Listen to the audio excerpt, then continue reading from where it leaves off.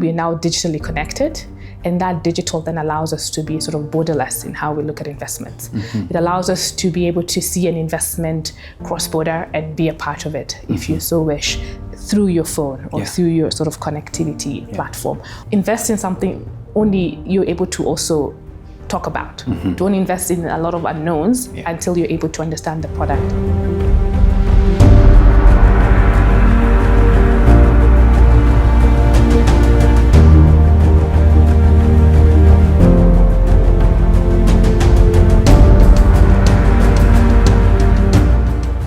Welcome to the first episode of the ICIFA Investment Show. Glad that we are back. And of course, our theme is purely about emerging trends when it comes to matters investments. What you need to know and to prepare as well to make better choices when it comes to making your choices on investments. And of course, to start us off is none other than, drum rolls, the chair herself. She's right here, FA Catherine Karita. How are you, Catherine?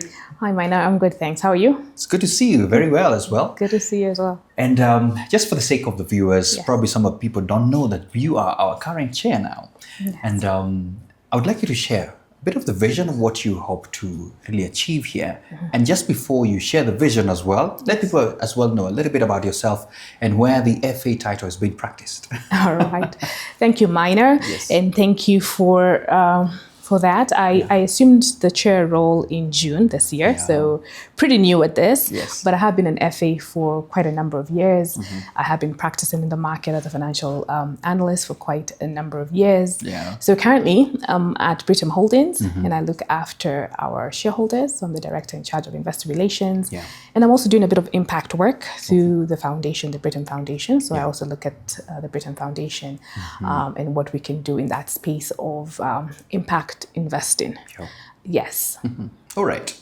Thank you so much. Let's talk about now ICIFA itself. Now that you're the current chair, Yes. what do you hope to achieve or what do you hope to see by the end of your tenure? All right. Yeah. One, we're very proud of this institute and what we've been able to do over the past years and over the past leadership. And I think for me, I just want to build up on the building blocks already that have been laid by my predecessors. First and foremost is how can we increase our membership? Because we do know our financial markets has quite a number of professionals already in the system, and of course other aspiring professionals. So for us as a professional body that looks after the investment professional is to increase our membership. So we will be looking towards urging and really just looking around to see how we can get a lot of the financial professionals also come on board as members.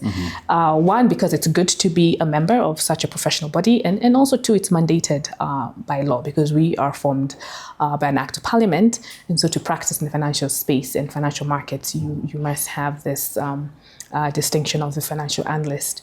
So that will be our key one of the key calls to action. And also the other thing is really also to create awareness, also to then consumers about investment products and about emerging trends as we're talking about today, but also how to make sure that they're going to the right professionals and also that they can also double check themselves before giving up their hard-earned money just to anybody. So we in tandem to then membership drive, we'll also be looking to make sure that we're creating awareness of different investment products and also teaching the communities and just the nation at large how to invest. Because also you get a lot of that. How do I get into the space of investing? And it's really not a very difficult thing to do with the right professional, with the right teams and the right information. Anyone can invest. Wow. Lovely context there. And by speaking about awareness, we need it so much. Have you seen some of the news that happens where you see people losing their hard-earned money to quacks and the likes? Yes. It's quite sad. It's quite sad. Yeah. And especially in this day and age, I mean, it's not just investment professionals that we see quirks. We see it in almost every sector. So it's really about really raising the bar on integrity, professionalism, and also making sure that also then the consumer knows or the investor knows, can I check that this person really is certified enough to be able to advise me? Because that's where it starts, right? There you go. So if you're a listener for the first time, you better check and ask that question and call us right here when someone comes to you and just certify whether this is a certified person giving you advice. Let's get to a conversation, setting the stage for the future of investments. Yes. And the first question for me is, why should investment professionals themselves and the public pay close attention to emerging trends right now? Why should we be bothered? Right. Yeah. For us, it's important. I think one, if you are in the investment world or any business that you're driving for that matter, you want to know where the trends are generally for two reasons. One, so you don't want to be left behind. And two, if you're in the investment world, you also want to have mover's advantage so that you also maximize the opportunity while it's still new and while it's still sort of hot off the press. So there are two things that then we must not ignore, and it's the trends. One, to stay relevant, to keep our businesses afloat, and also to know then how do you maximize return for the investors that rely on you to know what's happening in the investment space. So for us, it's keeping up with where the next opportunity is and trying to get a head start on that. Wow, love it. We're talking about future of investments, and from your perspective, I would like to know what are your top 3 global or African trends that you've observed that are shaping the investments today? All right. I think we're a borderless sort of world. We are now. Yeah. So I think African or global, I think you'd find the same trends. And I think one is really how digital is shaping everything from how we have investors now, demand driven. They want to be able to access their investments whenever and wherever they are. They also want that convenience of I can also invest anywhere and at any time. So how we also integrate these platforms so that our convenience is enhanced for the end user is going to be key. That's one in terms of just tech that we use, but also tech in terms of AI. How are we embedding AI so that we're able to be more efficient in at how we analyze and at how we then look at portfolios and how we look at those new opportunities that are arising. I think AI will be a key. It's a key shift. It's driving everything. It's driving people, it's driving businesses. I think there's no sector that's not wondering how will I integrate AI before we are termed obsolete in a sense. So I think just AI and how you can adopt it and embed it in how you do your business can create a lot of efficiencies and opportunities then to do things faster and also to get what needs to go out to your consumers faster and in a manner that also they can understand. I also think around sustainability and ESG, people are looking at how you're doing your business. Is it sustainable? Are you caring for people while you do this? Are you caring for planet? So there'll be a trend where we're looking, and it started, we're looking more at renewable solutions, renewable energy as part of our alternative investment class, so that you're able to show to your shareholders who are demanding more of this that we are conscious professionals where we're looking at opportunities that really protect our planet. We only have one home and we need to take care of it. So how are we embedding solutions that will also then protect and care for the environment and for people as well? Wow. I love those 3 areas. And I'm very happy that at least when you introduced yourself, you talked about how you also focused on impact investing. Correct. I wanted to ask you in the same breath, how is sustainable and impact investing changing the way we think about our returns? Well, if you think about impact investing, one, especially if you look at renewable energy or look at sort of wind as an alternative class of renewable energy, you'll find these are very capex intensive sort of projects to start with, but the returns come over a period of time. So shareholders are now a bit more patient, or will need to be more patient as we look at this alternative investments, so that we're able to first invest in it, so that a few years down the line we're able to reap the returns that they're looking for. The other thing you'll see with impact investing is that you look at the impact rate of return. How is it impacting lives? These solutions, or how is this business I'm about to invest in, how do they care about people? That becomes then a key thing, a key driver to whether I will invest in this company or not. Things like, are you using underage children in your factories? Are you using, are you overworking people? How are you treating your people in terms of your labor practices. Yeah. So all these other things become a key thing. Even how you drive your own business from sort of ethics and things like that. So shareholders will start to look at those nitty-gritties of companies before they invest their money. So that's how the sustainability and impact investing now becomes a key focus to how we do business. But also some investors are willing to forego sort of huge volume sort of returns if you show that your investment is uplifting livelihood. So then you have investors who are just looking at impact lives positively. Can we uplift children? Can we uplift communities with this solution? And I'm willing to invest in that. So you'll see a mix of that, where you're looking at either more patience in terms of your return will come, but let's first have this CapEx intensive sort of program going, or look, we're looking at longevity of this and core at it is planet and people. Wow. Yeah. Is it more of a young people phenomenon? Because I think there's been a lot of young investors coming up and they're quite keen on where is my money going to? Where is it being invested? Is it something that you've observed? Or I think it is a mix, but I think also the younger generation are asking those questions and they're more sort of in touch with what's happening and trying to just make sure that everyone has a fair shot. So I think there's a mix of both, but definitely the younger generation, which is obviously your next, so you can't ignore what they want, are driving some of these discussions. Okay. Yeah. Catherine, behind the scenes, I know you're very big on strategy, and I want us to talk about access and strategy. Yes. And the question is about what role is digital transformation playing in reshaping investment access and strategy? Yeah. I started earlier by saying that obviously you must look at technology and tech in itself as one of those big things or trends you can't ignore. And so when you talk about digital and technology, let's just go back 10 years where we really didn't have a lot of what we're doing now happening on your mobile phones or happening on your digital platforms online. And a lot of things has changed from how we do our retail shopping. Now we do it online. Also, go back 20 years ago, financial inclusion was not a thing because people who had access to banks or people could not even bank on their phone. We barely had the level of internet connectivity that we have today. So I think digital will be very key because one, we're now digitally connected.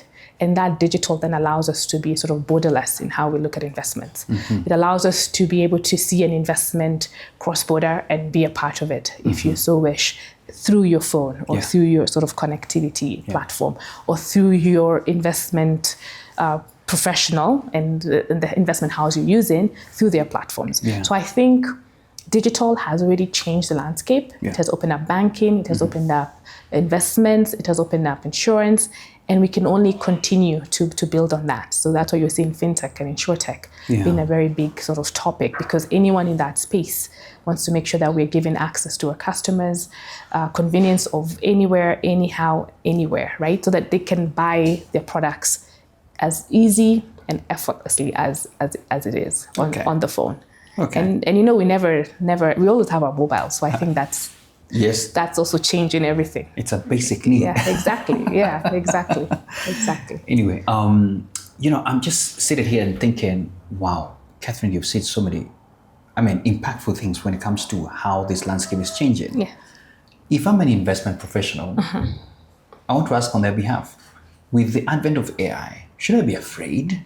Because there's a lot of conversations about how AI is going to replace a lot of people, a lot of jobs, a lot of that. What's your thought on this? I know this is a random one. I didn't prepare you for this, but what's your random thought? I think how we evolve as the users of AI, as a user of that new emerging technology, is what will keep us in the work, in the jobs. But also we must agree that AI, in its efficiency and its fullness of time, will get rid of the mundane work, you know? So it will get rid of the data entries and all this small, but I think it just allows people to do more now that AI can do that mundane sort of everyday sort of work. And I think we just need to make sure we also are keeping up to the technology so that we are able to use it, because you can have technology move so fast that even the users don't know where to start. Then that's when you need to worry about your job.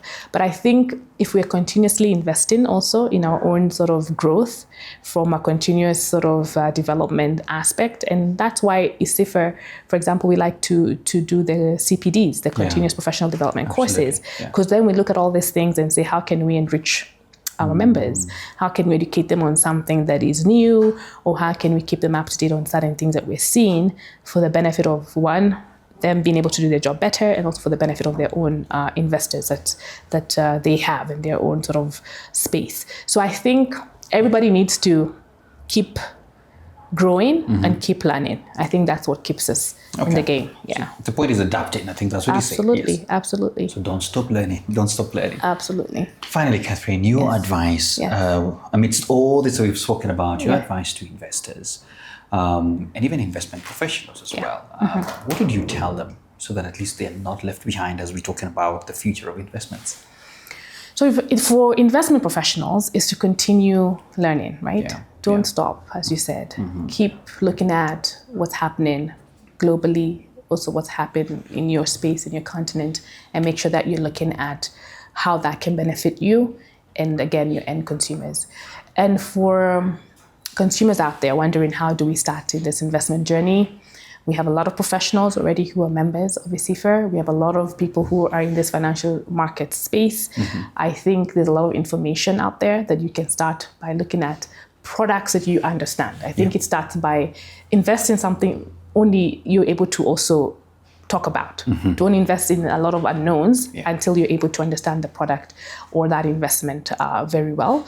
But we have so many opportunities, and investments can start small and grow over time. So my advice is get to meet a professional and a financial analyst and start today and start small. Start today, start small. Yeah. What are you betting on? I'm sure you chew all these things every day. So when you look at the future, the near future, what are you betting on in terms of portfolios that people should really consider?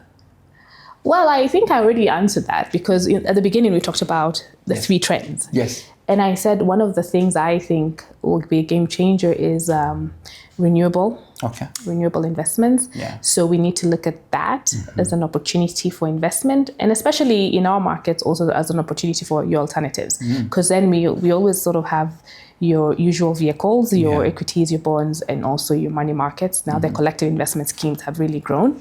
But I think you can also look at how your alternatives can come in to especially shield and hedge when the markets are having their volatile moments. So I would look at in renewable. I would also look at, obviously, tech as a space. So if you have fintechs, insurtechs, if you want to look at startups, do a bit of due diligence, but also there's a lot of opportunity for the startups that are heavy in technology, whether enabling other companies or providing platforms that create an ecosystem. Wow. Thanks for the tips. You're most welcome, Maina. And of course, thanks a lot for really starting us off on season 2. And we really wish you well, even when it comes to the vision and what you hope to achieve. No, thank you very much. I'm really looking forward to serving the ICIFA and growing our membership and having a lot of interactions with the community and our consumers at large. Yes. There you go. There you have it. And our chair has spoken. That is FA Catherine Karita. A lot of investments tips there. If you really paid attention, make sure you do. Please share this out with your friends, loved ones, everybody else. Be like that beggar who tells the other one where the bread is it? And thank you so much. It's going to be a great journey in this season of ICIFA Investment Show, Season 2. See you in the next episode.